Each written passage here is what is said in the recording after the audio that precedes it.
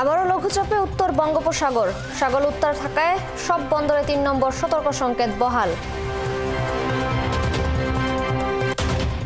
ফেনীতে বন্যায় শতাধিক কোটি টাকার ক্ষতি, বাড়ছে খাবার ও পানির সংকট, ছড়াচ্ছে পানিবাহিত রোগ।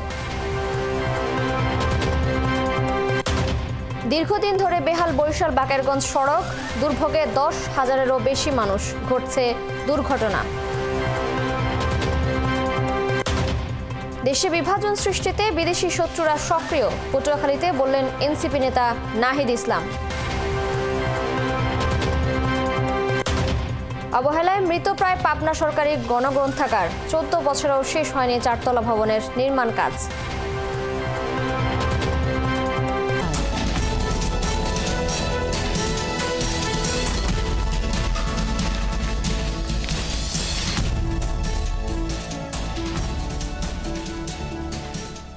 স্বাগত দেশযোগে, সঙ্গে আছি মার্জিয়া দিশা। শুনছিলেন শিরোনাম, এবারে বিস্তারিত। পটুয়াখালীর উপকূলীয় কুয়াকাটা কলাপাড়ায় টানা 2 দিন ধরে থেমে থেমে বৃষ্টি অব্যাহত রয়েছে। কোথাও মাঝারি, আবার কোথাও ভারী বৃষ্টিপাত হয়েছে। আজকের আবহাওয়া পরিস্থিতি জানাতে পটুয়াখালীর কলাপাড়া থেকে যুক্ত হচ্ছেন সহকর্মী মিলন কর্মকার রাজু। রাজু, এই মুহূর্তে আবহাওয়া কেমন রয়েছে সেখানে, এবং আবহাওয়ার কি পূর্বাভাস দেওয়া হয়েছে, বিস্তারিত জানাবেন। ধন্যবাদ তিশা। গতকাল যে সমুদ্রে যে লঘুচাপটি সৃষ্টি হয়েছে সেটি কিন্তু এখন স্থল নিম্নচাপে পরিণত হয়েছে। আবহাওয়া অধিদপ্তর থেকে তেমনটি আমাদের জানিয়েছে, এবং গতকাল সন্ধ্যা 6টা পর্যন্ত পটুয়াখালীর কলাপাড়ায় 73 মিলিমিটার বৃষ্টিপাত রেকর্ড করেছে আবহাওয়া অধিদপ্তর। কিন্তু গতকাল রাতে দুই এক পশলা থেমে থেমে বৃষ্টি হলো, কিন্তু রাতের পর থেকে কিন্তু আজকে সকাল পর্যন্ত কিন্তু এরপর আর বৃষ্টি নেই। তার মানে এখন কিন্তু উপকূলের যে অবস্থা সেটা হচ্ছে মেঘলা আবহাওয়া বিরাজ করছে, এবং যে সার্বিক যে অবস্থা সেটা হচ্ছে উপকূলীয় মানুষ কিন্তু কিছুটা শঙ্কিত। কারণ আপনি জানেন যে টানা পরপর কয়েকটি লঘুচাপ সৃষ্টি হয়েছে বঙ্গোপসাগরে। এর প্রভাবে কিন্তু উপকূলের গত 11ই জুনের পরে কিন্তু টানা প্রাকৃতিক দুর্যোগে বিপর্যস্ত ছিল উপকূলের মানুষ। কখনো ভারী বৃষ্টি, কখনো সমুদ্র উত্তাল, এবং এরপরে পরিপ্রেক্ষিতে যে অবস্থা সৃষ্টি হয়েছে সেটা কিন্তু উপকূলের যে কৃষি সেক্টর এবং মৎস্য সেক্টরে কিন্তু ভয়াবহ একটা অবস্থা সৃষ্টি হয়েছে। আপনি জানেন যে সমুদ্রের নিষেধাজ্ঞার শেষে যে জেলেরা মাছ শিকারে গিয়েছিল, গত কয়েকদিন ধরে কিন্তু জেলেরা কিছু মাছ পেয়েছিল, কিন্তু আবার হঠাৎ করে সমুদ্র উত্তাল হতে শুরু করায় বঙ্গোপসাগরে লঘুচাপটি সৃষ্টি হয়, জেলেরা কিন্তু আবার কিছুটা আতঙ্কিত হয়ে পড়েছে, এবং অনেক জেলে কিন্তু সমুদ্র থেকে উপকূলের দিকে ফিরে আসছে। আরেকটি বিষয় হচ্ছে যে কলাপাড়ার যে 2টি বেড়িবাঁধ যে নাজুক অবস্থায় ছিল, সেটি কিন্তু একটি গড়িয়াতলা বেড়িবাঁধ, সেটি কিন্তু সংস্কারের কাজ শুরু করেছে পানি উন্নয়ন বেড়িবাঁধ। গত নিম্নচাপের প্রভাবে যে অবস্থা সৃষ্টি হয়েছিল সেটি কিন্তু আমরা কিন্তু এই নিয়ে 71 টেলিভিশনে একাধিক বার লাইভে বিষয়টি সরাসরি পড়েছিল এবং ভিডিও চিত্র প্রদর্শন করেছিলাম। এর পরিপ্রেক্ষিতে পানি উন্নয়ন বোর্ড কিন্তু সেই বেড়িবাঁধটি সংস্কারের কাজ শুরু করেছে, ইতিমধ্যে জিও ব্যাগ ফেলার কাজ শুরু করেছে। আরেকটি বিষয় হচ্ছে যে চান্দুপাড়ার যে বেড়িবাঁধটি সেটি কিন্তু ঝুঁকিপূর্ণ অবস্থায় রয়েছে, সেটি কিন্তু কাজ এখন কিন্তু শুরু হয়নি। আর আবহাওয়া অধিদপ্তরের যে বিষয়টা আমাদের বলেছেন যে এই যে স্থল নিম্নচাপের প্রভাবে কিন্তু থেমে থেমে আগামী 2 থেকে 3 দিন কিন্তু ভারী বৃষ্টিপাত হতে পারে। তবে এই যে লাগাতার যে বৃষ্টির শীত প্রবণতা কিন্তু এই মুহূর্তে উপকূলে নেই, এবং এর প্রভাবে যে কৃষকরা যে বৃষ্টি পড়ছেন, যদি বৃষ্টিপাত না থাকে তাহলে তাদের যে যে আমনের যে বীজতলা এবং আমন চাষাবাদ সেটি কিন্তু শুরু করতে পারবেন। তবে যদি লাগাতার বৃষ্টি হয় সেক্ষেত্রে কিন্তু উপকূলের যে কৃষি সেক্টরে একটি মারাত্মক প্রভাব পড়বে, এবং সমুদ্র তো উত্তাল রয়েছে, এর প্রভাবে সমুদ্র যে ততক্ষণ পর্যন্ত শান্ত না হবে ততক্ষণ কিন্তু মৎস্য সেক্টরের যে সংকটটা সেটি কিন্তু কাটবে না। এবং জেলেরা এবং মৎস্য অফিসারের যে বিষয়টি আমাদের বলছেন, তারা প্রতিবার কিন্তু 4 থেকে 5 লাখ টাকা খরচ করে গভীর সমুদ্রে যাত্রা করেন। সেই যাত্রায় কিন্তু তারা যদি এইভাবে প্রাকৃতিক বারবার দুর্যোগ আসে সেক্ষেত্রে কিন্তু তাদের একটা ভয়াবহ অবস্থা সৃষ্টি হবে, তাদের অর্থনৈতিক সংকটে পড়বে। এবং উপকূলের যে মৎস্য সংকট, আপনি জানেন যে সামুদ্রিক মাছের 53% কিন্তু সমুদ্র থেকে আহরিত হয়, যে এই মৎস্য বন্দর কিন্তু বড় একটা মাছের যোগানদাতা, দেশের 2য় বৃহৎ মৎস্য বন্দর। এবং এই মৎস্য বন্দর থেকে যদি মাছের রপ্তানিটি না হতে পারে তাহলে কিন্তু দেশের যে মৎস্য সংকট সেটি কিন্তু আরো প্রকট হবে। এবং মৎস্য অধিদপ্তরের কর্মকর্তারা আমাদের যে বিষয়টি বলছেন যে এখন কিন্তু সমুদ্রে মাছ পড়া শুরু করছে, তবে এই মুহূর্তে যদি প্রাকৃতিক দুর্যোগ হলে সেটি আসলে তাদের কিছু করার নেই। তাদের সামুদ্রিক যে তাদের সরকারি যে নিষেধাজ্ঞা, সেই নিষেধাজ্ঞা সঠিকভাবে বাস্তবায়নের ফলে কিন্তু সমুদ্রে মাছ পড়তেছিল, কিন্তু এই মুহূর্তে যে প্রাকৃতিক দুর্যোগ তাদের কিছুটা জেলেদের সংকট সৃষ্টি করলেও হয়তো এই সংকট কেটে যাবে যদি প্রাকৃতিক দুর্যোগের যে লঘুচাপের প্রভাব কেটে যায়। সার্বিক যে অবস্থা সেটা হচ্ছে এই মুহূর্তে উপকূলে রৌদ্রময় পরিবেশ বিরাজ করছে, কিছুটা থেমে থেমে বাতাস বইছে, মেঘলা রয়েছে। এই ছিল সার্বিক অবস্থা উপকূলের। তৃষা। ধন্যবাদ আপনাকে। আপনি সঙ্গেই থাকবেন, খোঁজখবর রাখতে থাকুন। নিশ্চয়ই পরবর্তীতে আমরা আবার আপনার কাছে ফিরব। উত্তর বঙ্গোপসাগরে লঘুচাপে দেশের বিভিন্ন জেলায় থেমে থেমে বৃষ্টি ঝরছে। এদিকে সাগর ও নদী উত্তাল থাকায় আবারও ভোলার 10টি নৌরুটে লঞ্চ সি ট্রাক চলাচল বন্ধ রাখা হয়েছে। এতে চরম ভোগান্তিতে পড়ছেন যাত্রীরা। আবহাওয়ার পূর্বাভাসে বলা হয়েছে, বরিশাল অঞ্চলে আগামী 24 ঘন্টা ঝরবে ভারী বৃষ্টি। সহকর্মীদের তথ্য ছবিতে প্রতিবেদন। মৌসুমী বায়ুর টানে ভোলায় মধ্যরাত থেকে মুষলধারে বৃষ্টি নামছে। গত 24 ঘন্টায় ঝরেছে 43.3 মিলিমিটার বৃষ্টি। এদিকে টানা 7 দিন বন্ধ থাকার পর অভ্যন্তরীণ রুটে লঞ্চ ও সি ট্রাক চলাচল বন্ধ হলেও লঘুচাপে উত্তাল হওয়ায় আবারও ভোলার ইলিশা থেকে লক্ষ্মীপুর, মনপুরা থেকে ঢাকা সহ অভ্যন্তরীণ 10টি নৌরুটে যাত্রীবাহী লঞ্চ ও সি ট্রাক চলাচল বন্ধ রাখায় ভোগান্তিতে পড়েছেন যাত্রীরা। তবে ভোলা ইলিশা নৌপথে স্বাভাবিক রয়েছে ফেরি চলাচল। এখন লঞ্চ চলতেছে না, ফেরির জন্য অপেক্ষা করতেছি, কোনো কিছু নাই। ভোগান্তি আজকে কয়দিন ধরে বৃষ্টি পড়তেছে। প্রোগ্রাম যাওয়ার জন্য আসছি, এখন লঞ্চ বৃষ্টির জন্য লঞ্চ চলতেছে না, নদীর অবস্থা খুবই খারাপ আর স্পিড বোটও ভাড়া বেশি যাইতেছে। এখানে যাইতে পারছি, আমি ফেরির জন্য অপেক্ষা করতেছি। পটুয়াখালীর রাঙ্গামালিতে থেমে থেমে বৃষ্টি হচ্ছে রাত থেকে। পায়রা সমুদ্র বন্দরে 3 নম্বর সতর্ক সংকেত দেখাতে বলা হয়েছে। আবহাওয়ার পূর্বাভাসে বলা হয়েছে, বরিশাল অঞ্চলে আগামী 24 ঘন্টায় ভারী বৃষ্টিপাত হতে পারে। সে কারণে মাছ ধরার নৌকা ও ট্রলারগুলোকে উপকূলের কাছাকাছি থাকার পরামর্শ দেওয়া হয়েছে। বরগুনায় টানা বৃষ্টিতে বিপর্যস্ত জনজীবন। শহরের প্রধান সড়কগুলো ও নিচু এলাকাগুলো পানিতে ডুবে আছে। শহর ও উপজেলার বিভিন্ন এলাকায় দিনমজুর ও খেটে খাওয়া মানুষ পড়েছেন চরম দুর্ভোগে। টানা 1 সপ্তাহ বৃষ্টির পর রোদের দেখা মিলেছিল মংলা সহ সুন্দরবনের উপকূলীয় এলাকায়, কিন্তু আজ সকাল থেকে আবারও থেমে থেমে বৃষ্টি হচ্ছে। মোংলা বন্দরে 3 নম্বর স্থানীয় সতর্ক সংকেত জারি করলেও বন্দরের আমদানি রপ্তানি ও পণ্য খালাস ও পণ্য পরিবহন স্বাভাবিক রয়েছে বলে জানিয়েছে বন্দর কর্তৃপক্ষ। শাকিলা শম্পা, ৭১। দর্শক, আবহাওয়ার আরো খবর জানবো আমরা। বাগেরহাটের মোংলার খবর জানাতে যুক্ত হচ্ছেন সহকর্মী এনামুল হক। এনামুল, আজ বৃষ্টি হচ্ছে কিনা সেখানে, এবং আবহাওয়ার পূর্বাভাসে কি বলা হয়েছে আপনার কাছে জানতে চাই।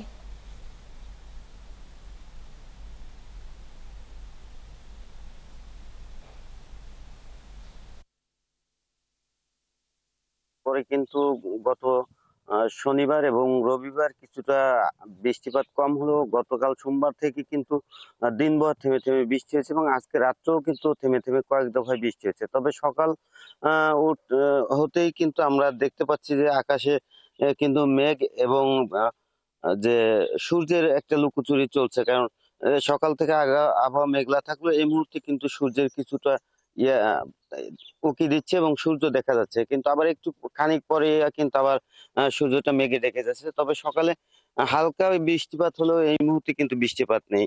আর আবহাওয়া অফিস যেটা জানিয়েছে যে মোংলা বন্দর যে 3 নম্বর সতর্ক সংকেত রয়েছে, তার ফলে কিন্তু আগামী কয়েকদিন মোংলা সহ সুন্দরবন উপকূলে কিন্তু বৃষ্টিপাতের সম্ভাবনা রয়েছে।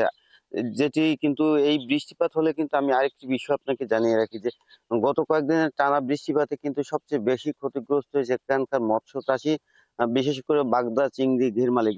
প্রায় 700 চিংড়ি ঘের কিন্তু পানিতে ডুবে গেছে, তাদের কিন্তু প্রায় অর্ধ কোটি টাকার ক্ষতি হয়েছে। এছাড়াও কিন্তু 300 হেক্টর যে জমি সেটিও কিন্তু পানিতে তলিয়ে গেছে, যার ফলে কিন্তু এখানে যারা মৎস্য চাষী রয়েছেন তাদের কিন্তু ব্যাপক ক্ষতি হয়েছে। আর অনেক এলাকায় কিন্তু এখনো পৌরসভা সহ উপজেলার অনেক এলাকায় কিন্তু এখনো কিছুটা জলাবদ্ধতার অবস্থায় রয়েছে। এই জলাবদ্ধতার কারণে কিন্তু মানুষ বিপাকেই আছে, কারণ যত সময় না পানি নেমে যাবে তত সময় কিন্তু এই পানির ভিতরে তাদের ওঠা বসা খাওয়া দাওয়া করতে হচ্ছে। অনেকের রান্না বান্নাও করতেও কষ্ট হচ্ছে বলে আমাকে স্থানীয়রা জানিয়েছেন। আর যে বিষয়টি আমি আপনাকে জানাবো সেটি হচ্ছে মোংলা বন্দর কর্তৃপক্ষের সাথে আমার কথা হয়েছে। সেখানকার উপসচিব মাকরুজ্জামান তিনি আমাকে জানিয়েছেন যে বন্দরের যে কার্যক্রম সেটিও কিন্তু স্বাভাবিক অবস্থায় রয়েছেন। যেহেতু ভারী বৃষ্টিপাত নেই, সেই ভারী বৃষ্টিপাত না হওয়ার ফলে কিন্তু এখানকার যে কার্যক্রম বন্দরে পণ্য ওঠানামা, খালাস, পণ্য পরিবহন সেটি কিন্তু স্বাভাবিক রয়েছে। এনামুল, ধন্যবাদ আপনাকে, আপনি সঙ্গেই থাকবেন। দর্শক, বাগেরহাটের থেকে যুক্ত ছিলেন আমাদের সহকর্মী এনামুল হক, তিনি আজকের আবহাওয়ার খবরাখবর জানাচ্ছিলেন।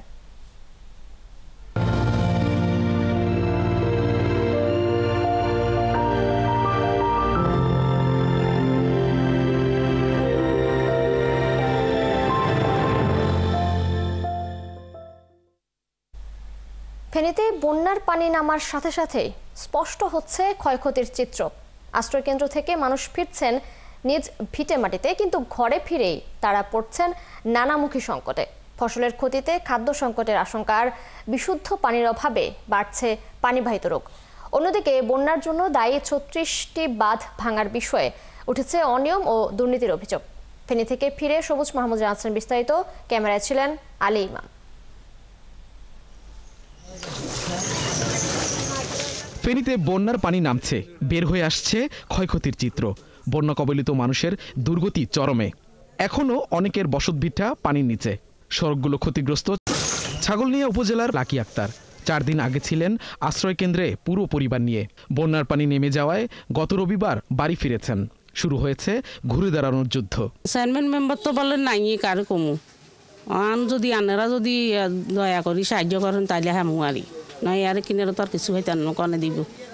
লাকির ঘরের চারপাশে এখনো বন্যার পানি। ক্ষতিগ্রস্ত হয়েছে ঘরের মেঝে ও আসবাবপত্র। রান্না করার উপায় নেই, কারণ মাটির চুলো এখনো ভেজা। ঘরে আমরা বিডা বাই ভাঙ্গি হয়ে গেছে, এই সাইডে দিয়ে হয়ে গেছে, এই সাইডে দিয়ে হয়ে গেছে। আর চুলে আর রানি এ দুর্জন বাটা দিয়ে খাইতে আরিয়েন না।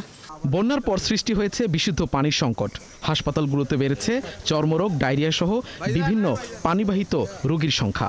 পানিবাহিত রোগের এই ডায়রিয়া রোগ নিয়ে আমরা গত মোটামুটি 4-5 দিনে প্রায় 40+ পেশেন্ট পেয়েছি। তবে তারা নির্দিষ্টভাবে সুন্দরভাবে চিকিৎসা নিয়ে আবার বাসায় ফেরত চলে গিয়েছেন।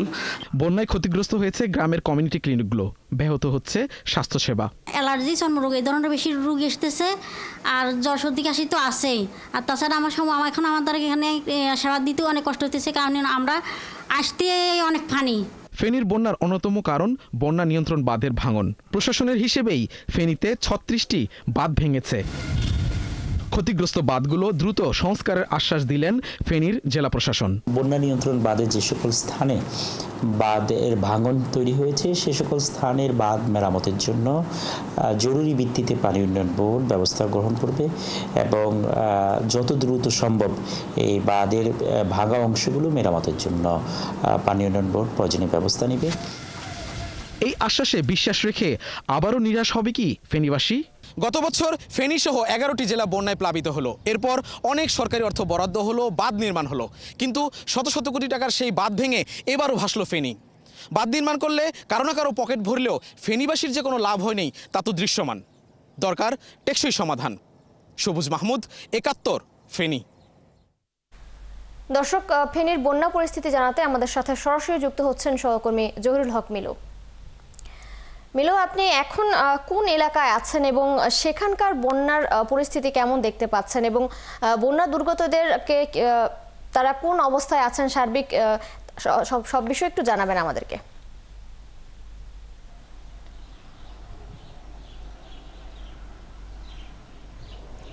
তিশা, আপনি জানেন যে গত 3 দিন বৃষ্টি না হওয়াতে এবং জলমল রোদ থাকার কারণে এখানকার বন্যা পরিস্থিতির উন্নতি হয়েছে। আপনি জানেন যে ফেনীর ফুলগাজী, পরশুরামের সিলোনিয়া, কহুয়া এবং মোহরী নদীতে অন্তত 46টি স্থানে ভাঙন দেখা দেয় এবং সৃষ্ট বন্যায় পুরো ফেনী জেলায় প্লাবিত হয়। এর মধ্যে সবচেয়ে বেশি ক্ষতিগ্রস্ত হয়েছে ফুলগাজী এবং পরশুরাম।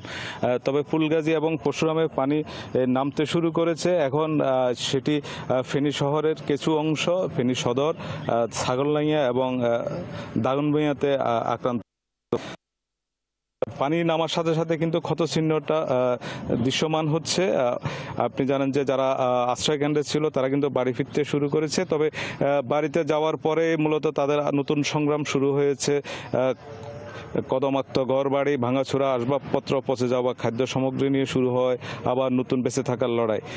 আপনি জানেন যে এ পর্যন্ত আমরা যেটুকু ক্ষয়ক্ষতির খবর প্রশাসনের পক্ষ থেকে জেনেছি সেটি হচ্ছে 146 কোটি টাকার ক্ষয়ক্ষতি হয়েছে। এর মধ্যে কৃষিক্ষেত্রে ক্ষয়ক্ষতির পরিমাণ 38 কোটি 7 লক্ষ টাকা, মৎস্য ক্ষেত্রে 8,71,00,000 টাকা, প্রাণী সম্পদ ক্ষেত্রে 65 লক্ষ টাকা এবং সড়কের ক্ষেত্রে 90 কোটি টাকা বাঁধ এবং পানি উন্নয়ন বোর্ড বলছে যে তাদের 9 কোটি টাকার বাঁধ ভেঙে গেছে।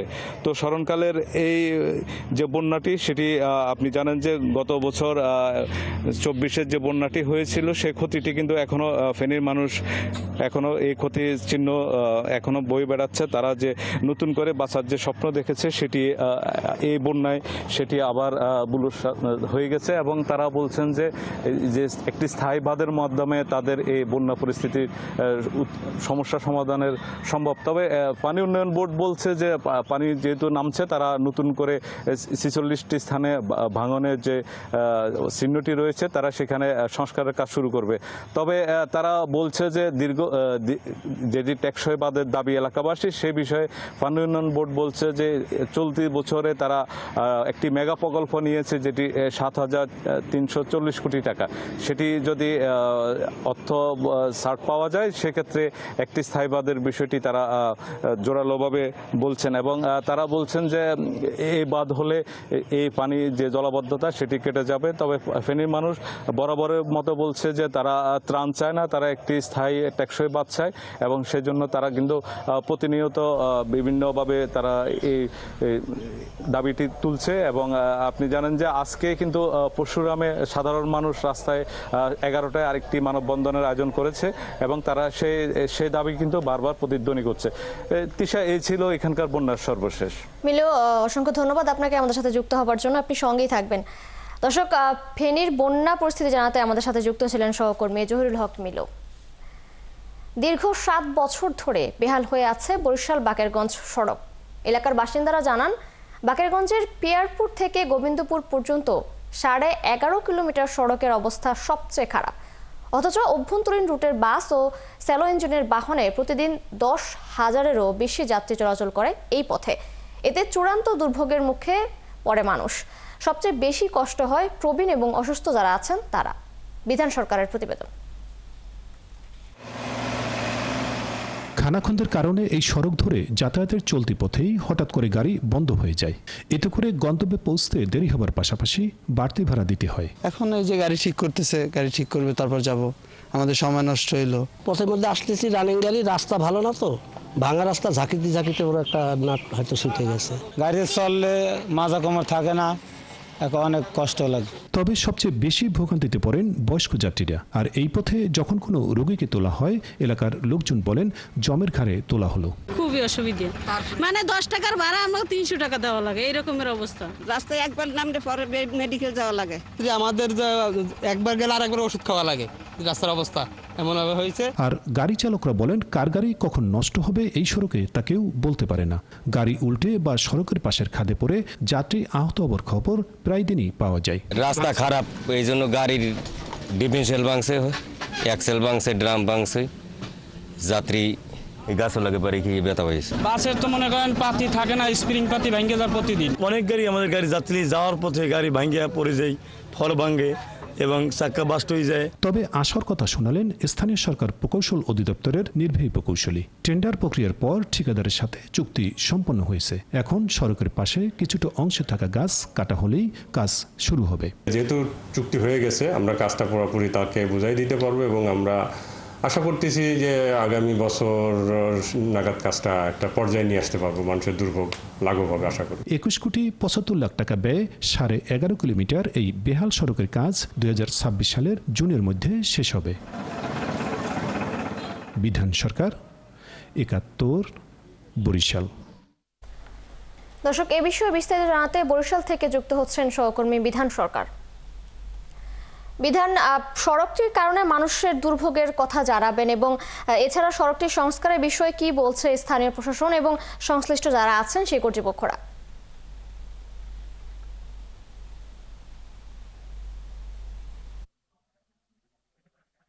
এই সড়কটি অত্যন্ত গুরুত্বপূর্ণ, যে আপনার রাজধানী থেকে শুরু করে দেশের বিভিন্ন প্রান্ত থেকে বরিশাল নথুল্লাবাদ হয়ে বা যে যে চরকাউয়া থেকে শুরু করে বা আপনার বাকেরগঞ্জের মধ্য দিয়ে এই সড়কটি প্রবাহিত হয়েছে এবং এটি চলে গেছে একেবারে আপনার বাউফল, কালাইয়া, পটুয়াখালী জেলার এই উপজেলাগুলোতে 10 মিনা, এবং এখান থেকেই এই যাতায়াত পথ যে চলে, যে বাস থেকে শুরু করে অন্যান্য যে ছোট ছোট যান আছে অভ্যন্তরীণ রুটে, সেগুলো চলাচল করে।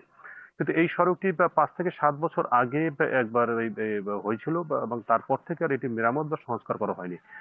এতে করে যে যাত্রীদের ভোগান্তি আপনি দেখলেন, যে যাত্রীরা, যে আমরা দেখেছি যখন এই স্টোরি করতে গেছি, পথের মধ্যে কখন যানবাহন কার বা নষ্ট হয়ে যায় গাড়ি এবং সেগুলো দেখলাম আমরা, এবং সেখানে যাত্রীদের অপেক্ষা করতে দেখেছি, গাড়ি সারাই করেছে, তারপর তারা আবার মেরামত করার পর তাদের গন্তব্যে যেতে হয়েছে। এতে করে যেমন তাদের যেমন আর্থিক ভোগান্তিতে পড়তে হয়, অপরদিকে সময় অপচয় হয়। এই সব ভোগান্তি পোহায় তারপর এই সড়ক ধরে চলতে হয়, এবং সড়কটা দীর্ঘদিনের, মানে এখানে যেন কেউ দেখার কেউ ছিল না। এবং এটি নিয়ে আমরা যখন এলজিডি নির্বাহী প্রকৌশলীর সাথে কথা বলছি, তিনি বলছেন যে এটি আসলে টেন্ডার প্রক্রিয়া হয়ে গেছে, ঠিকাদারের সাথে চুক্তি সম্পন্ন হয়েছে এবং অচিরেই এই কাজটি শুরু হবে। এবং কেন কাজটি শুরু হচ্ছে না অচিরেই, তার নেপথ্যে রয়েছে বন বিভাগের কিছু গাছ রয়েছে এখানে, যে 2 পাশে গাছ রয়েছে, সেই গাছগুলো কাটার প্রক্রিয়া বা করতে হবে। সেই গাছগুলো কাটা হলে পর, যেহেতু আপনি জানেন যে সড়কের পাশে গাছ কাটতে হলে বন বিভাগের একটি অনুমতির প্রয়োজন হয়, সেই প্রক্রিয়া তাদের চলমান রয়েছে। বন বিভাগ সেই অনুমতি দিলে পর সেই গাছগুলো কেটে তারপর সড়কের কাজ আবার পুনরায় নির্মাণ কাজ শুরু করবে, যে 21 কোটি প্রায় 75 লাখ টাকা ব্যয় এই কাজটি হবে এবং আগামী বছর জুনের মধ্যে এই কাজটি সম্পন্ন হবে। তো এর মধ্যেই যে মানুষের যে ভোগান্তি, দীর্ঘ 5 বছর থেকে বেশি 7 বছর ধরে যে মানুষের ভোগান্তি, এই ভোগান্তি পোহায় মানুষ কিন্তু চলাচল করতে হয়েছে। এবং বিশেষ করে আমরা যারা বয়স্ক যাত্রীদের কথা শুনেছি, তাদের অবস্থা খুবই বেহাল দেখেছি আমরা, এবং এই পথে যেতে আমাদেরই যথেষ্ট বেগ পেতে হয়েছে, এবং এখান থেকে প্রতিদিন প্রায় 10,000-এর উপরে মানুষ চলাচল করে থাকে। তো এই সড়কটির এই বেহাল অবস্থা বা যেহেতু এলজিডি নির্বাহী প্রকৌশলী বলছেন টেন্ডার প্রক্রিয়া সম্পন্ন হয়েছে, ঠিকাদারের সাথে চুক্তি হয়েছে এবং অচিরেই কাজ শুরু হবে, এবং আমরাও চাচ্ছি এরকম, যে স্থানীয় জনগণ সে কথাই বলছে আমাদের কাছে, তারা এই কথাই ডিমান্ড করছেন যে যাতে করে এ নিয়ে স্টোরি হলে যাতে করে দ্রুতই সড়কটির কাজ ধরে ঠিকাদার, এটি তারা চেয়েছেন। তিশা। বিধান সরকার, আপনাকে অসংখ্য ধন্যবাদ। দর্শক, বরিশালের বাকেরগঞ্জ থেকে যুক্ত ছিলেন আমাদের সহকর্মী বিধান সরকার। তার মাধ্যমে জানছিলাম বরিশালের বাকেরগঞ্জের সড়কের কারণে মানুষের দুর্ভোগের কথা। 71 টিভিতে সংবাদ প্রচারের পর এলজিইডি সড়ক সম্প্রসারণ কাজের দুর্নীতির খতিয়ে দেখতে অভিযানে নেমেছে দুর্নীতি দমন কমিশনের 3 সদস্যের এনফোর্সমেন্ট টিম। সোমবার দুপুরে বাগাতিপাড়া উপজেলায় তমালতলা আড়ানি সড়কে এবং বিকেল সিংড়া রাতালরিয়া সড়কে অভিযান পরিচালনা করেন এনফোর্সমেন্ট টিম। আভিযানিক টিমটি সম্প্রসারিত রাস্তা দুটি পরিদর্শন করে। এ সময় সড়ক সম্প্রসারণের কাজের ক্ষেত্রে অনিয়মের অভিযোগের প্রাথমিক সত্যতা পান বলেও জানিয়েছেন তদন্ত কমিটি। আভিযানিক দলটি অভিযোগের বিষয় সংশ্লিষ্ট রেকর্ডপত্র সংগ্রহ করে। সংগৃহীত রেকর্ডপত্র পর্যালোচনা করে দুর্নীতি দমন কমিশন বিস্তারিত প্রতিবেদনে দাখিল করবেন এনফোর্সমেন্ট টিম। অভিযোগ ছিল যে এখানকার মান খুবই নিম্নতম সামগ্রী দিয়ে এখানকার যে সড়কের কাজ সেটা তারা করছে, এবং এখানে এসে আমরা যেটা পেলাম সেটা হলো এখানে যেটা মাটি দিয়ে যেটা ভরাট করার কাজ করার কথা ছিল, তারা সেটা না করে পাশের জমি থেকে তারা মাটি সংগ্রহ করে সেই কাজগুলো করতেছিল, ভরাট করার কাজ করতেছিল। আমরা আমাদের ডকুমেন্ট আমরা সংগ্রহ করব, সেই অনুযায়ী আমরা কমিশন বরাবর একটা রিপোর্ট দেবো আর কি। চট্টগ্রামে ডেঙ্গু পরিস্থিতি দিন দিন অবনতির দিকে যাচ্ছে। আক্রান্তের সংখ্যা বাড়ছে উদ্বেগজনক হারে। হাসপাতালে বেড়েছে রোগীর সংখ্যাও। বর্তমানে বিভিন্ন হাসপাতালে ভর্তি আছে 46 জন, আর এই পর্যন্ত আক্রান্তের সংখ্যা 600 ছাড়িয়েছে। চলতি বছর ডেঙ্গুর ভয়াবহতা বাড়তে পারে বলে আগাম সতর্কবার্তা জানিয়েছেন জনস্বাস্থ্যবিদ এবং কীটতত্ত্ববিদেরা। ডেঙ্গুর পরিস্থিতি জানাতে যুক্ত হচ্ছেন সহকর্মী রাজীব বড়ুয়া। রাজীব, আপনি তো আছেন সেখানে। ডেঙ্গুর ভয়াবহতা এত বাড়ার কারণ কি বলছেন স্বাস্থ্য সংশ্লিষ্টরা, এবং প্রশাসন থেকে ডেঙ্গু প্রতিরোধে কি কি উদ্যোগ নেওয়া হচ্ছে? আপনাকে যদি আমি গত বছরের সাথে একটা তুলনা দিই তাহলে বুঝবেন আসলে এখানকার পরিস্থিতিটা কেমন। গত বছর প্রথম 7 মাসে ডেঙ্গু আক্রান্তের সংখ্যা ছিল 396 জন, আর এই বছর 7 মাস এখনো পুরোপুরি হয়নি। আজকে জুলাই 15 তারিখ, আজকে গতকালকে পর্যন্ত চট্টগ্রামের ডেঙ্গু আক্রান্তের সংখ্যা হচ্ছে 612 জন, অর্থাৎ প্রায় 40%-এরও কিন্তু বেশি গত বছরের তুলনায় এবছর ডেঙ্গু আক্রান্তের সংখ্যা বৃদ্ধি পেয়েছে।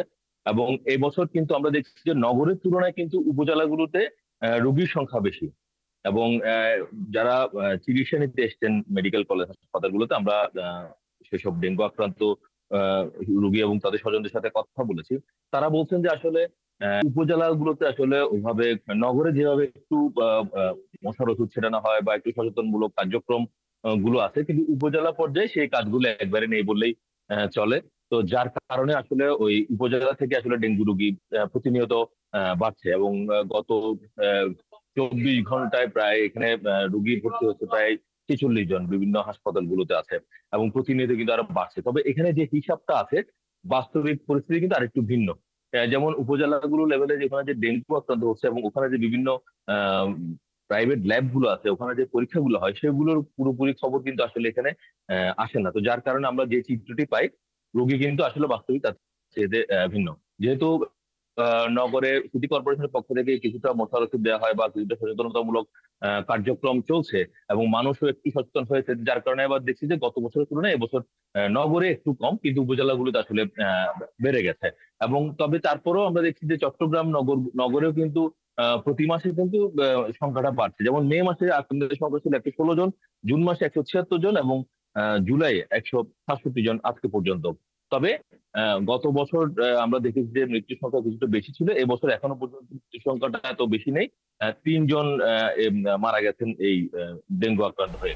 তবে চিকিৎসকরা যেটি বলছেন যে একটা সচেতনতা আসলে দরকার এবং বাড়ির আশপাশ পরিষ্কার রাখা, বিশেষ করে বাড়িতে যে ফুলের টব বা ছাদে যে টব গুলো আছে, এর বাইরে যে নির্মাণাধীন যেসব বিল্ডিং কনস্ট্রাকশন গুলো হচ্ছে ওগুলোতে আসলে একটু নজরদারি করা দরকার। জি, নজরদারি করলে এই সমস্যা থেকে সমাধান পাওয়া যাবে দ্রুতই। রাজীব, আপনাকে অসংখ্য ধন্যবাদ। দর্শক, চট্টগ্রামের ডেঙ্গুর খবরাখবর নিয়ে যুক্ত ছিলেন আমাদের সহকর্মী রাজীব বড়ুয়া। খুলনায় খাদ্য পরিদর্শক সুশান্ত কুমার মজুমদারকে অপহরণের ঘটনায় এজাহারভুক্ত আলমগীর ও মুসা নামের 2 আসামিকে গ্রেপ্তার করেছে পুলিশ। তবে এখনো ধরাছোঁয়ার বাইরে 3 জন। পুলিশ বলছে সুশান্তকে অপহরণকারী 5 জনের মধ্যে 2 জন ছিল তার পূর্ব পরিচিত। তাদের মধ্যে রেজার অনুরোধে একটি চায়ের দোকানে আড্ডা দেওয়ার সময় এই অপহরণের ঘটনা ঘটে। 3 লক্ষ টাকা দাবি করে ট্রলারে নিয়ে চলে অকথ্য নির্যাতন। 6 বার স্থান পরিবর্তনের এক পর্যায়ে উদ্ধার হন তিনি। সোহেল রহমানের ছবিতে অপহরণের পুরো ঘটনা জানাচ্ছেন কনক রহমান। রবিবার সন্ধ্যায় খুলনা নগরীর 5 নম্বর ঘাটের এই টোং ঘরে পূর্ব পরিচিত রেজা ও বাবু মণ্ডলের সাথে চা পান করতে যান খাদ্য পরিদর্শক সুশান্ত কুমার মজুমদার। এ সময় নাসির, জামাল, টুলু নামের আরও 3 জনকে তার সাথে পরিচয় করিয়ে দেওয়া হয়। কিছুক্ষণ পর সেখানে থাকা 5 জন সুশান্তকে অপহরণ করে একটি ট্রলারে করে দ্রুত চলে যান। একটি ভিডিও ফুটেজে দেখা যায় সুশান্তের সাথে অপহরণকারীদের ধস্তাধস্তির দৃশ্য। এই পুরো ঘটনার একজন প্রত্যক্ষদর্শী হলেন ইজি বাইক চালক সুমন শেখ। 71 টেলিভিশনকে জানান সেই মুহূর্তের কথা। ট্রলারে একজনে বাঁ হাত দিয়ে ডান হাত দিয়ে বসাইছে, আর একজনে পা ধরে রয়েছে, আর একজনে লাঠি খোঁজ করতেছে, ট্রলারের ভিতরে খোঁজ করতেছে ওনার মারার জন্য আর কি। একজনে বলছে হাত পা ভেঙে হাত পাচ্ছে, না মারা লাগবে না, জবাই করে দে। অপহরণের বর্ণনা দিতে গিয়ে সুশান্ত কুমার মজুমদার জানান চলন্ত ট্রলারে তার কাছ থেকে 3 লাখ টাকা দাবি করে অপহরণকারীরা। এরপর অস্ত্রের ভয় দেখিয়ে হাত পা চোখ বেঁধে চলে শারীরিক নির্যাতন।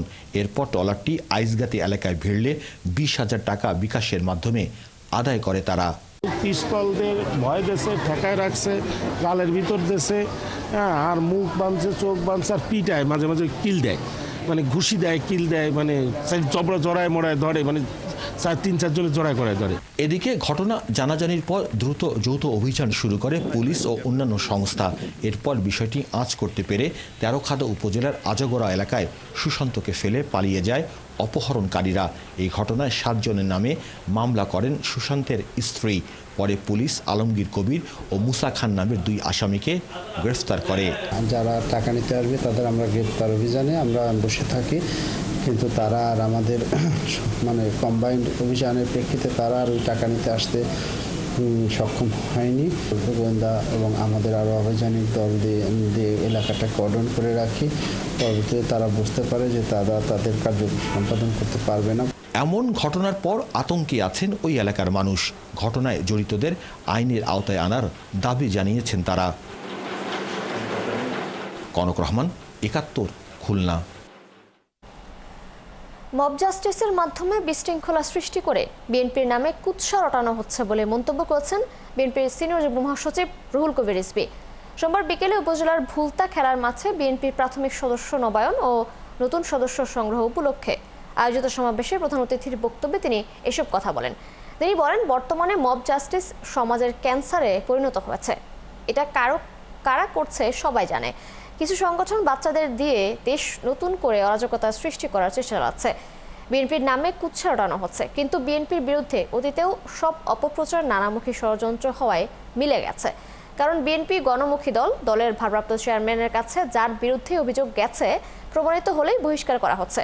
পুলিশকেও এ বিষয়ে ব্যবস্থা নিতে বলা হচ্ছে।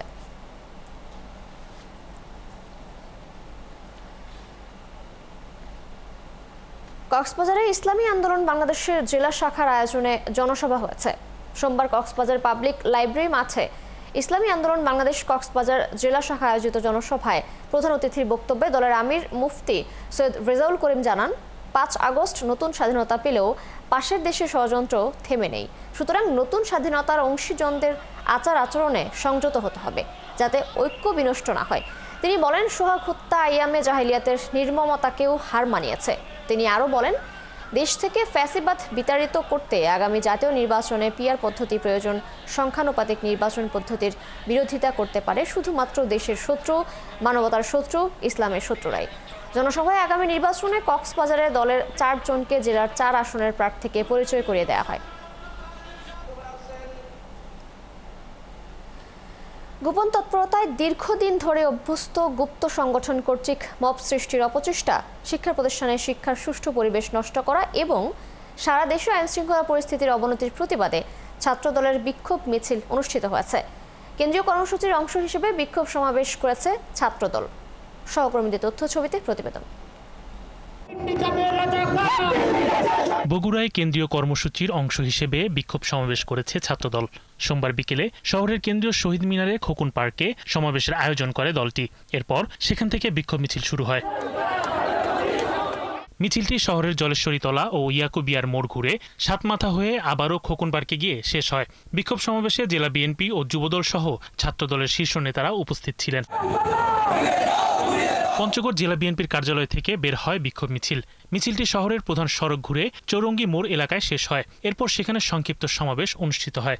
আজকে বিএনপির জনপ্রিয়তা দেখে আপনারা ঈর্ষান্বিত হয়ে মিডিয়া ট্রায়ালের মাধ্যমে ধারাবাহিকভাবে বিএনপির বিরুদ্ধে বিভিন্ন ধরনের মব সৃষ্টি করছেন। কোন ধরনের গুপ্ত প্রচেষ্টা এই বাংলার মাটিতে কোন ষড়যন্ত্র তারেক রহমানের বাহিনীকে যদি কেউ করতে চায় আমরা তা কঠোরভাবে দমন করব।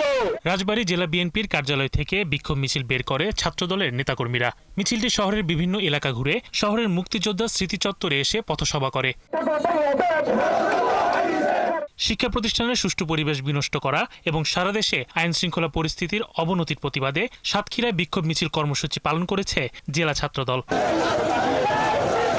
খণ্ড খণ্ড মিছিল নিয়ে স্লোগান দিতে দিতে কুষ্টিয়া পৌরসভা চত্বরে জড়ো হন জেলা ছাত্র দলের নেতাকর্মীরা। সেখান থেকে বিক্ষোভ মিছিল বের হয়ে শহর প্রদক্ষিণ করে। বাংলাদেশ জাতীয়তাবাদী শক্তির বিরুদ্ধে যেসব অপরাজনীতি চলছে, অপপ্রয়াস চলছে, এগুলোর প্রতিবাদে আমাদের মিছিল। বাংলাদেশ জাতীয়তাবাদী দলের বিরুদ্ধে কোনো ষড়যন্ত্রে লিপ্ত হয়ে কোনো লাভ হবে না। 17 বছর শেখ হাসিনা চেষ্টা করেছে, আপনারা 17 দিন চেষ্টা করে কিছুই করতে পারবে। চাঁদপুরে জেলা বিএনপির কার্যালয়ের সামনে থেকে বিক্ষোভ মিছিল বের হয়ে শহরের বিভিন্ন গুরুত্বপূর্ণ সড়ক ঘুরে এরপর বিএনপি কার্যালয়ের সামনে এসে সংক্ষিপ্ত আলোচনা সভা অনুষ্ঠিত হয়।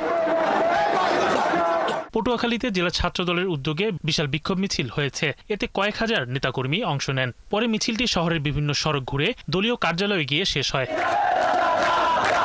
কুমিল্লা বিক্ষোভ মিছিল করেছে মহানগর ও দক্ষিণ জেলা ছাত্রদল। নগরীর রামঘাট এলাকা থেকে মিছিলটি বের হয়ে নগরের প্রধান সড়ক ঘুরে। দলীয় ওই কর্মসূচিতে বক্তারা বলেন, একটি গোষ্ঠী পরিকল্পিতভাবে দেশকে অস্থিতিশীল করার চেষ্টা করছে, তাই তাদের কঠোরভাবে প্রতিহত করার আহ্বান জানান তারা। শরীফ আজাদ প্রীতম, ৭১। মেহেরপুরের গাংনী পৌরসভার চৌগাছা গ্রামে বিদ্যুতায়িত হয়ে স্বামী স্ত্রীর মৃত্যু হয়েছে। সোমবার বিকেলে ঘটে এই দুর্ঘটনা। স্বজনরা জানান, রাজমিস্ত্রি গোলাম কিবরিয়ার বাড়িতে বৈদ্যুতিক মিটারের আর্থিক তারের সাথে একটি বাইসাইকেল রাখা ছিল। এ সময় কোনো কারণে সাইকেলটি বিদ্যুতায়িত হয়। গোলাম কিবরিয়া সেটি ধরতে গেলে বিদ্যুৎ স্পৃষ্ট হন। এ সময় স্ত্রী তাকে বাঁচাতে গেলে তিনিও আহত হন। পরে আশপাশের মানুষ দুজনকে উদ্ধার করে হাসপাতালে নিলে চিকিৎসক তাদের মৃত ঘোষণা করেন।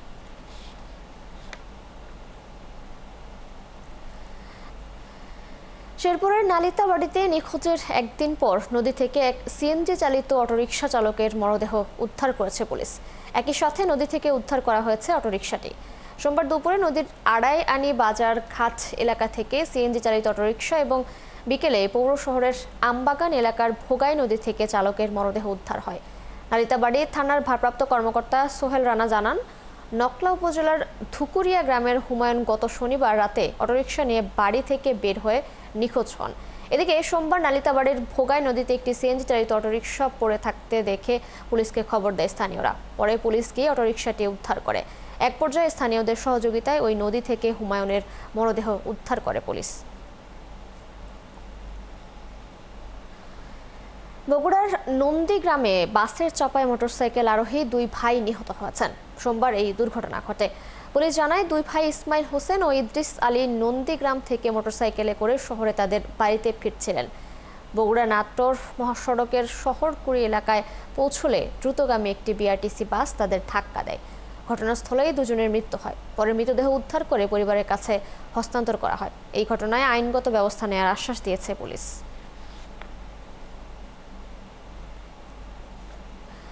লালমনিরহাট জেলায় চলতি এসএসসি পরীক্ষার ফলাফল বিপর্যয় ঘটেছে। সরকারি শিক্ষা প্রতিষ্ঠানে এই বিপর্যয়ের মাত্রা বেশি। এমন বিপর্যয়ে উদ্বিগ্ন অভিভাবকেরা। যদিও শিক্ষকরা বলছেন, অভিভাবকদের নজরদারির ঘাটতিতে এই শিক্ষার্থীরা এমন ফলাফল করেছে। আর শিক্ষার্থীরা বলছে তাদের ক্লাসই হয়েছে কম। জেলা শিক্ষা কর্মকর্তা বলছেন, এরপর থেকে ফলাফল খারাপে শিক্ষকদের জবাবদিহি করতে হবে। মিলন পাটোয়ারির তথ্য ছবিতে প্রতিবেদন।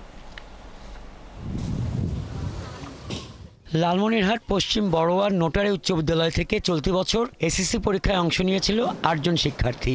একজনও পাশ করেনি। শতভাগ পাশ না করা শিক্ষা প্রতিষ্ঠানের মাঝে রয়েছে হাতীবান্ধার পশ্চিম সারডুবি এইচবি দাখিল মাদ্রাসা ও একই উপজেলার ধুবনি দাখিল মাদ্রাসার শিক্ষার্থীরা। জেলার বেসরকারি শিক্ষা প্রতিষ্ঠানগুলো থেকে ফল বিপর্যয় ঘটেছে সরকারি 8টি শিক্ষা প্রতিষ্ঠানেই বেশি। লালমনিরহাট সরকারি বালক উচ্চ বিদ্যালয়ে 205 জন পরীক্ষার্থী অংশগ্রহণ করে 164 জন পাশ করেছে। আর সরকারি বালিকা বিদ্যালয়ে 224 জন অংশগ্রহণ করে পাশ করেছে 175 জন।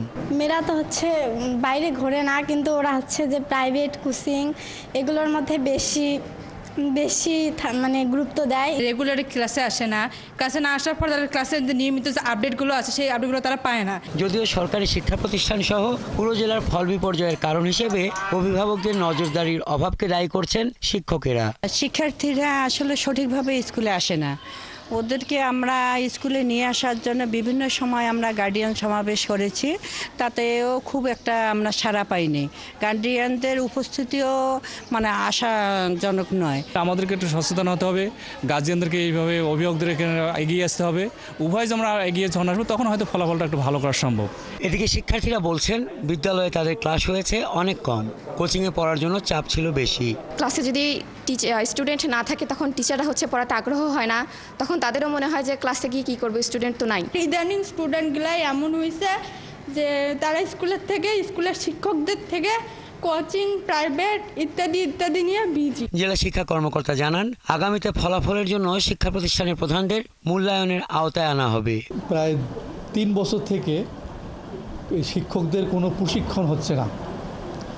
এই প্রশিক্ষণ না হওয়াতে আমরা নতুন কিছু কারিকুলামের সম্মুখীন হয়েছি, যার জন্য শিক্ষকরা এই নতুন বইয়ে আমরা এবার পরীক্ষা নিলাম।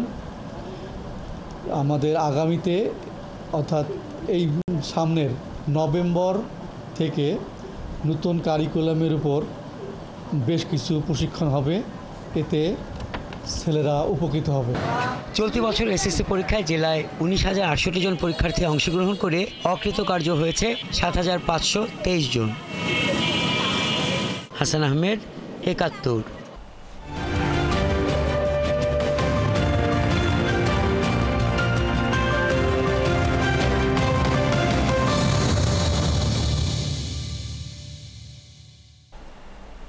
বরিশালের চরমোনাই পীরের দরবার শরীফে গিয়ে সাক্ষাৎ করেছেন জাতীয় নাগরিক পার্টির আহ্বায়ক নাহিদ ইসলাম সহ দলটির কেন্দ্রীয় প্রতিনিধি দল। এনসিপির দেশব্যাপী জুলাই পদযাত্রার অংশ হিসেবে এনসিপির শীর্ষ নেতৃবৃন্দ বর্তমানে বরিশাল বিভাগে পদযাত্রা করছেন। তারই অংশ হিসেবে সোমবার ইসলামী আন্দোলন বাংলাদেশের সিনিয়র নায়েবে আমির মুফতি সৈয়দ মোহাম্মদ ফজলুল করিম শায়েখে চরমোনাইয়ের সাথে সাক্ষাৎ হয়েছে বলে জানান এনসিপির আহ্বায়ক। সাংবাদিকদের প্রশ্নের জবাবে নাহিদ বলেন, পদযাত্রার অংশ হিসেবে জনতার পাশাপাশি বিভিন্ন ধর্মীয় প্রতিষ্ঠানে যেতে হচ্ছে, সেই ধারাবাহিকতায় দরবার শরীফে আসা। এ সময় প্রশ্নের জবাবে ইসলামী আন্দোলন বাংলাদেশের সিনিয়র নায়েবে আমির মুফতি সৈয়দ মোহাম্মদ ফয়জুল করিম বলেন, দেশের যে কোনো স্বার্থে তারা এনসিপির সাথে আছেন, তা আন্দোলন হোক বা নির্বাচন। জুলাই পদযাত্রার অংশ হিসেবে জাতীয় নাগরিক পার্টির আহ্বায়ক নাহিদ ইসলাম সহ কেন্দ্রীয় নেতারা আজ ভোলায় কর্মসূচি পালন করছেন। এই বিষয়ে আরো জানাতে আমাদের সাথে যুক্ত হচ্ছেন সহকর্মী কামরুল ইসলাম। কামরুল, এনসিপি নেতারা এখন কোথায় অবস্থান করছেন এবং তাদের আজকের কর্মসূচিতে আর কি কি রয়েছে? আপনি জানেন যে দেশ গড়তে জুলাইয়ের যে পদযাত্রা শুরু করেছে 1 জুলাই থেকে এনসিপি, আজ 15 দিন ইতিমধ্যে, আজকে 15 দিন হয়ে যাবে। আপনি জানেন যে আজকে দ্বীপ জেলা ভোলায় তারা বরিশাল থেকে বেলা 10টার দিকে বরিশাল থেকে তারা ভোলার উদ্দেশ্যে রওনা দিবেন। আমরা যেমনটি জেনেছি যে তারা লাহারাট দিয়ে বরিশালে ফেরি লাহারাট দিয়ে তারা ভোলার উদ্দেশ্যে ভোলার বেদুরিয়া ফেরিঘাটে তারা 12:30টার দিকে ভোলাতে এসে পৌঁছবেন এবং সেখান থেকে তারা পশ্চিম ইলিশা হয়ে এবং পরাণগঞ্জ বাজার দিয়ে তারা ভোলা সদরের বিভিন্ন সড়ক তারা প্রদক্ষিণ করবেন। প্রদক্ষিণ করে ভোলার যে প্রেস ক্লাবের যে চত্বর রয়েছে সেই চত্বরে এখানে যে মঞ্চ তৈরি করা হচ্ছে সেই মঞ্চেতে তারা তাদের যে প্রোগ্রাম রয়েছে সেই প্রোগ্রাম এখানে চালু করবেন হবে। এখানে কিন্তু আপনি জানেন যে ঢাকা থেকে যে সব এখানে যারা আসবেন এনসিপির যে কেন্দ্রীয় মুখ্য সংগঠক যারা রয়েছে, সার্জিস আলম রয়েছেন, নাহিদ ইসলাম রয়েছেন, নাসির উদ্দিন পাটোয়ারি এবং সামন্তা শারমিন সহ কেন্দ্রীয় যে এনসিপির যে অন্যান্য নেতৃবৃন্দ রয়েছেন তারা কিন্তু আজকে ভোলাতে আসছেন। এই ভোলাতে আসার উপলক্ষে ভোলার যে অন্যান্য যে উপজেলাগুলো রয়েছে, বিশেষ করে মনপুরা, চরপেশন এবং লালমোহন, দৌলত খান, বোরহানউদ্দিন সহ ভোলার যেসব অঞ্চলে অন্যান্য যে ইউনিয়ন থেকে আজকে ভোলাতে কিন্তু প্রচুর পরিমাণে এনসিপির সমর্থকরা কিন্তু এখানে উপস্থিত হবেন। আমরা যেমনটি জেনেছি যে গতকাল রাত্রি কিন্তু মনপুরা থেকে এবং চরপেশন থেকে ভোলাতে এনসিপির নেতৃবৃন্দরা কিন্তু ভোলাতে চলে এসেছেন। তবে আমরা আশা করছেন যে আজকে তারা যে 2টায় যে জনসভা হবে সেই জনসভা এখানে তারা ভালোভাবে তারা আজকের এই প্রোগ্রামটা করতে পারবেন এবং তারা কিন্তু আজকের এই প্রোগ্রাম শেষ করে বেলা 2টার পরে এখানকার প্রোগ্রাম শেষ করে কিন্তু তারা বরিশালের উদ্দেশ্যে রওনা হয়ে যাবেন। কামরুল, ধন্যবাদ আপনাকে। আপনি সঙ্গেই থাকেন এমন খোঁজ খবর রাখতে থাকুন, নিশ্চয়ই পরবর্তীতে আমরা আবার আপনার সাথে যুক্ত হব। দর্শক, ভোলা থেকে আমাদের সহকর্মী কামরুল ইসলাম জানাচ্ছিলেন এনসিপি নেতাদের কর্মসূচির খবর। পাবনা সরকারি গণগ্রন্থাগার ভুগছে পাঠক স্বল্পতায়। মূল শহর থেকে গ্রন্থাগারের দূরত্ব বেশি হওয়ায় ও পাঠক বৃদ্ধিতে সরকারিভাবে তেমন প্রচার না থাকায় পাঠকের এমন স্বল্পতা বলছেন পাঠক ও স্থানীয়রা। এদিকে 4তলা ভবন হবার কথা থাকলেও 14 বছর ধরে একতলাতেই থমকে আছে সরকারি এই পাঠগারা। ভবনের অবস্থাও এখন ঝুঁকিপূর্ণ। পাঠাগারের চারপাশের পরিবেশও। সোহাগ মল্লিকের ক্যামেরায় মুস্তাফিজুর রহমানের প্রতিবেদন বিস্তারিত। বই আছে 45,000, কিন্তু পাঠক গড়ে প্রতিদিন 10 থেকে 12 জন। 14 বছর ধরে প্রায় প্রতি বছরই পাঠক কমে এই অবস্থা এসে পৌঁছেছে পাবনা পৌর এলাকার বাইপাস বাস টার্মিনাল সংলগ্ন মহাসড়কের পাশে সাব সড়ক স্টেশন রোডে অবস্থিত সরকারি গণগ্রন্থাগারের।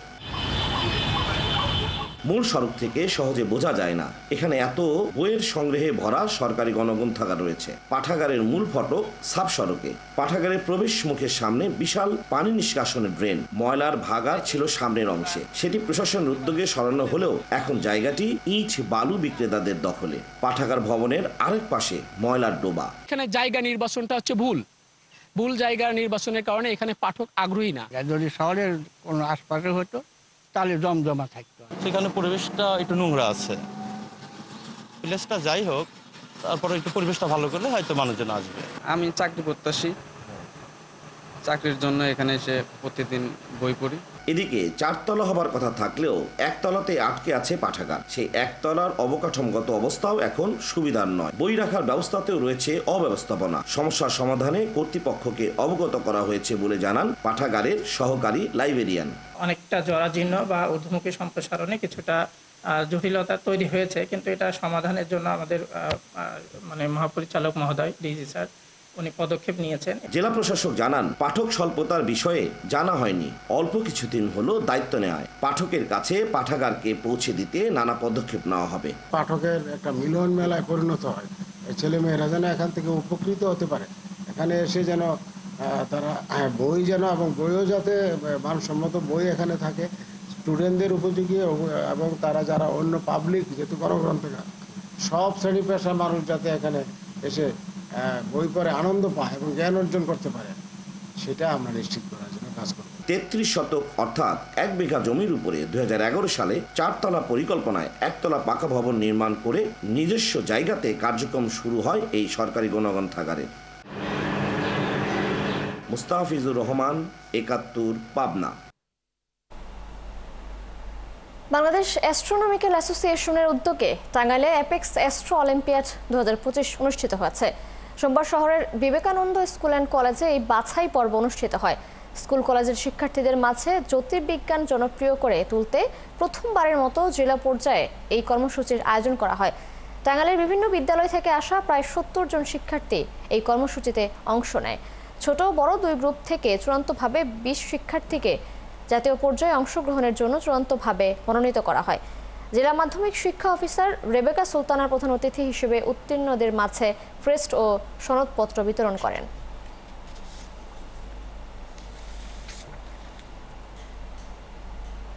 দর্শক, চলছে দেশযোগ সরাসরি সংবাদ অনুষ্ঠান দেখতে চোখ রাখুন 71-এর ফেসবুক পেজে এবং সাবস্ক্রাইব করুন 71-এর ইউটিউব চ্যানেল। থাকুন 71-এর সাথেই।